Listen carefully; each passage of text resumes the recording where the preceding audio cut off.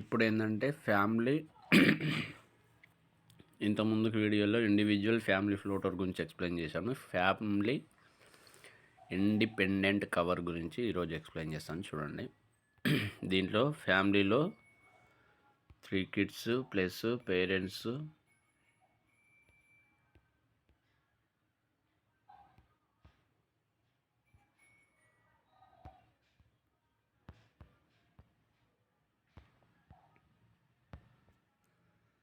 అందర్ gender, smoking habit, ఇది చెప్పాను కదా, డూ ఇట్ యువర్ సెల్ఫ్. ఇక్కడ పీపీటీ 12 పెట్టుకొని చూడండి. పాలసీ అనేది 100 ఇయర్స్ వరకు పెట్టండి. ఇంతకుముందు స్లైడ్లలో మీకు చూసినట్లయితే ఆస్పి క్యాష్, సర్జీ క్యాష్ ఓన్లీ ఒకటి మాత్రం వచ్చేది. అదే ఫ్యామిలీలో ఉండే అందరికీ యూజ్ అవుతుంది. సర్జీ క్యాష్ మాత్రం, ఇది క్రిటి క్యాష్ మాత్రం ఫ్యామిలీలో ప్రతి ఒక్కరికి యూజ్ అవుతుంది. క్రిటి క్యాష్ మ్యాక్సిమం 4 నెంబర్స్కి వస్తుంది. 5 నెంబర్స్, 6 నెంబర్స్, ఎక్కువ నెంబర్స్ ఉన్నంటే రాదు. పిల్లలకైతే 25 ఇయర్స్ వరకు మాత్రమే యూజ్ అవుతుంది, గుర్తుపెట్టుకోండి. ఇంకోటి ఏంటంటే ఇది లిమిటేషన్స్. ఇది ఇండివిజువల్ లైఫ్ కాబట్టి ఎవరికి వాళ్ళు మనం లిమిటేషన్స్ పెట్టుకోవచ్చు. పేరెంట్స్కి కాస్త రిస్క్ ఎక్కువ ఉంటుంది కాబట్టి 60 డేస్ పెట్టుకోవచ్చు. పిల్లలకి ఒక 30 డేస్ పెట్టుకున్నా సరిపోతుంది. సర్జీ క్యాష్ 2 lakhs అనేది మనం పెట్టుకోవచ్చు.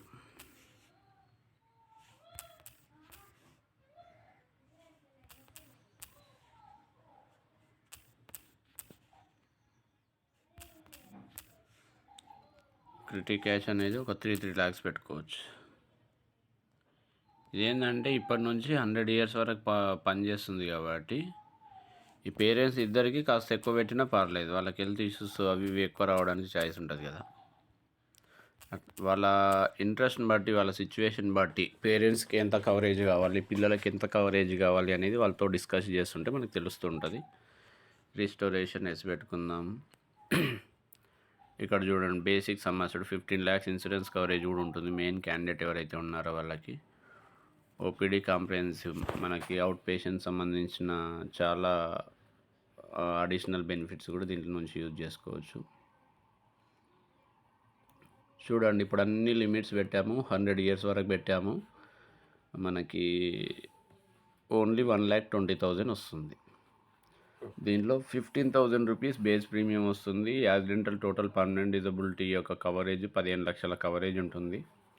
ఇంకోటి మనకి హెల్త్ రిలేటెడ్ బెనిఫిట్స్ కానీ ఇవన్నీ కూడా టోటల్ రైడర్ ప్రీమియం వచ్చేసి 94,000 దానిలోకే కడుతున్నాము. ఈ ఫండ్ వాల్యూ చూసుకుంటే ఒక 5 ఇయర్స్ తర్వాత ఇంత అమౌంట్ అవుతుంది, 10 ఇయర్స్కి ఇంత అవుతుంది, 20 ఇయర్స్కి ఒక 25 ఇయర్స్కి ఒక 20 lakhs రూపీస్ అవుతుంది. అప్పటి వరకు వాళ్ళ పేరెంట్స్కి రిటైర్మెంట్ లైఫ్ వస్తుంది. ఈ డబ్బులు అనేది వాళ్ళ రిటైర్మెంట్ లైఫ్ కూడా యూజ్ చేసుకోవచ్చు.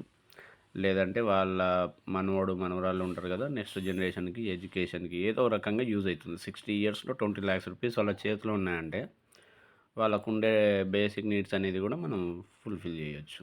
అంటే ఇది ఒక ప్రాఫిట్ పాలసీ, ఫ్యామిలీ మొత్తానికి హెల్త్ ప్యాకేజ్ అని చెప్పొచ్చు. రిటైర్మెంట్ టైంలో వాళ్ళకి రిటైర్మెంట్ పాలసీ లాగా ఎక్స్ప్లెయిన్ చేయొచ్చు. ఫ్యామిలీని అందరినీ కవర్ చేస్తుంది. మెయిన్ పర్సన్స్కి ఇన్సూరెన్స్ కవరేజ్ ఉంటాయి. ప్రీమియం అనేది పెరగడానికి అవకాశం లేదు. కట్టేది ఓన్లీ 12 ఇయర్స్ 15 ఇయర్స్ ఉంటుంది.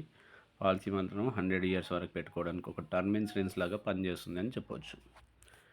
హెల్త్ ఇన్సూరెన్స్తో పాటు ఇది ఉంటే చాలా యూజ్ అవుతుంది బయట. ఎందుకంటే హెల్త్ ఇన్సూరెన్స్ ఉంటే అక్కడ క్లెయిమ్ చేసుకుంటారు. ఆ డాక్యుమెంట్స్ తీసుకొని వచ్చి ఇక్కడ మనకు సబ్మిట్ చేస్తే లిమిటేషన్స్ ప్రకారం ఆస్పి క్యాష్, క్రిటి క్యాష్, సర్జీ క్యాష్ 3 ఉన్నాయి కదా, దీని రిలేటెడ్గా ఎన్ని డేస్ అయితే హాస్పిటల్లో ఉంటారు, నార్మల్గా ఉంటే నార్మల్ అమౌంట్ ఇస్తారు, ఐసీయూలు ఉంటే డబుల్ అమౌంట్ ఇస్తారు. ఇట్లా ఈ లిమిటేషన్స్ ప్రకారం మొత్తం క్యాష్ అనేది వాళ్ళు తీసుకోవచ్చు అనమాట. ఒక 30 డేస్ ఉన్నాయనుకో, 30 డేస్కి ఇక్కడ 75,000 రూపీస్ వస్తాయి. 75,000 రూపీస్ ఫైనాన్షియల్గా ఎంత సపోర్ట్ అవుతుంది వాళ్ళకి. ఈ విధంగా మనం గైడ్ చేయాలన్నమాట. ఒకటి, ఫ్యామిలీ మొత్తానికి health related benefits, mutual fund రిలేటెడ్గా రిటర్న్స్, ప్రీమియం పెరగడానికి అవకాశం ఉండదు. ఫ్యామిలీలో ఉండే అందరికీ, పిల్లలకైతే 25 ఇయర్స్ వరకు, పేరెంట్స్కి అయితే 100 ఇయర్స్ వరకు, ఎవరైతే మెయిన్ క్యాండిడేట్ ఉన్నారో వాళ్ళకి ఇన్సూరెన్స్ కవరేజ్ ఉంటుంది. నార్మల్ డెత్ అయితే ఈ ఫండ్ వాల్యూని నార్మల్ డెత్ బెనిఫిట్ కింద ఇస్తారు. బేసిక్గా 7.5 times ఇన్సూరెన్స్ కవరేజ్ కూడా ఉంటుంది. Accidental total permanent disability benefit కూడా ఉంటుంది. ఇన్ని గానం ఉంటాయి. మీరు ఖాళీగా ఉన్నప్పుడు ఎవరిదన్నా మీ ఓన్ ఫ్యామిలీది ఒకసారి కొటేషన్ తీసుకొని ఇండివిజువల్‌గా ఆ లిమిటేషన్స్ మార్చుతూ వాళ్ళ ఫైనాన్షియల్‌గా ఎంతైతే కట్టగలుగుతారో కేపబిలిటీ ఉంది అనేది చూసి దానికి తగ్గట్టుగా ఎట్లా కావాలంటే అక్కడ ఎట్లా కావాలంటే అట్లా మనం ఇక్కడ డిజైన్ చేయొచ్చు పాలసీని.